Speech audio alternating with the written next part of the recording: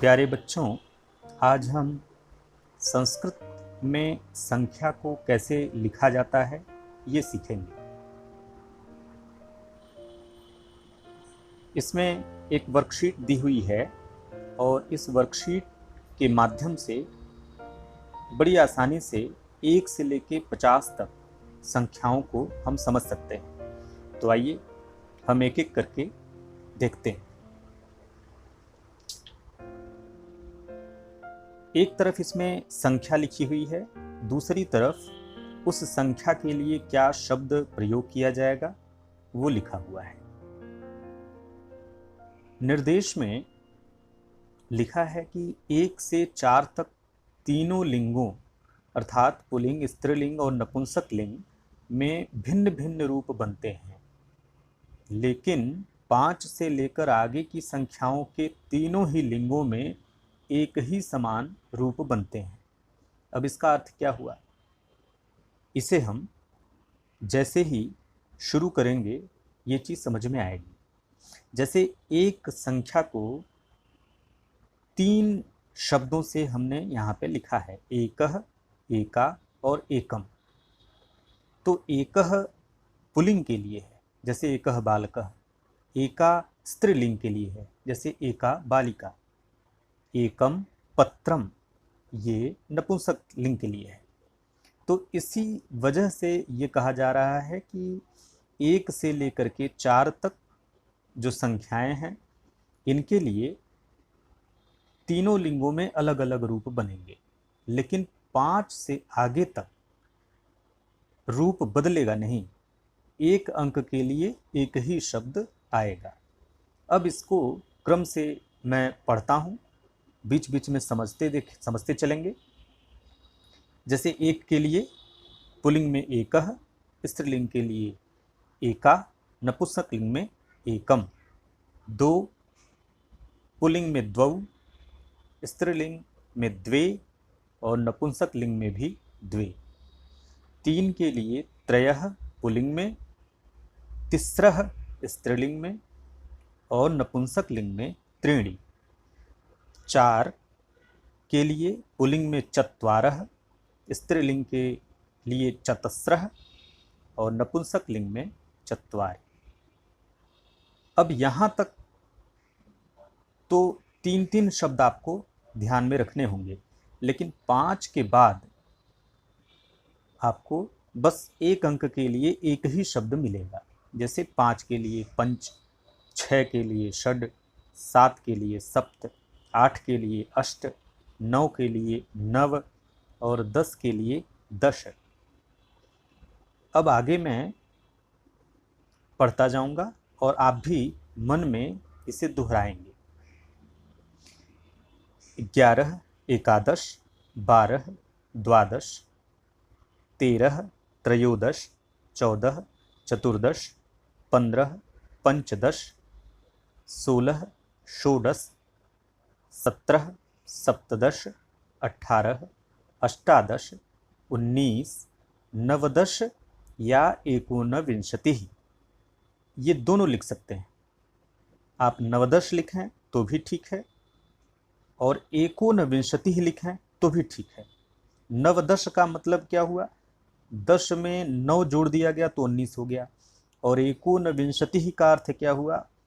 एकोनविंशतिः, 20 में एक नहीं, तो 20 में एक नहीं होगा तो कितना बचेगा? 19 बचेगा। इसीलिए 19 को नवदश या एकोनविंशतिः लिखेंगे। 20 विंशतिः, 21 एकविंशतिः। अब यहाँ पर ध्यान देंगे, उच्चारण प्रायः बच्चे गलत करते हैं, विंशतिः बोलते हैं, तो अनुस्वार वी के ऊपर लगा है, इसलिए विंशतिः ये बोलेंगे, विंशतिः। 21 एकविंशतिः, 22 द्वाविंशतिः, 23 त्रयोविंशतिः, 24 चतुर्विंशतिः, 25 पंचविंशतिः। अब ऊपर आ जाएं।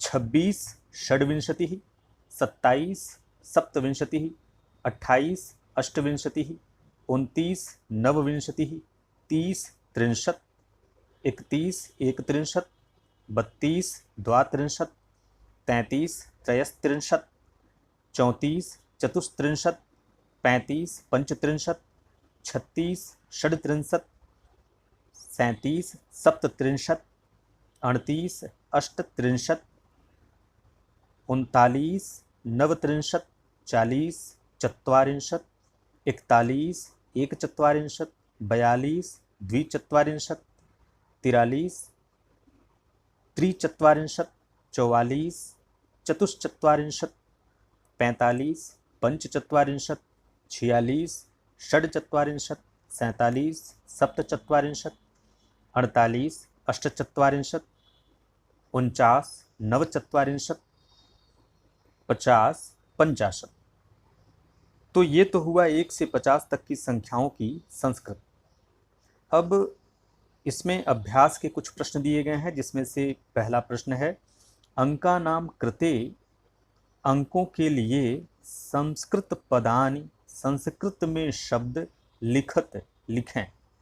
तो इसमें एक तरफ अंक दिया है, संख्या दी हुई है, और आपको उसके लिए संस्कृत में पद लिखने हैं। यथा, यथा का अर्थ है जैसे। उदाहरण दिया गया है, 6 को षड लिखेंगे, 12 द्वादश, 18 अष्टादश, 28 अष्टविंशतिः, 29 नवविंशतिः, 44 चतुश्चत्वारिंशत्, 45 पंचचत्वारिंशत्, 47 सप्तचत्वारिंशत्, 49 नवचत्वारिंशत्, 50 पंचाशत्, 39 नवत्रिंशत्, 19 एकोनविंशतिः या नवदश।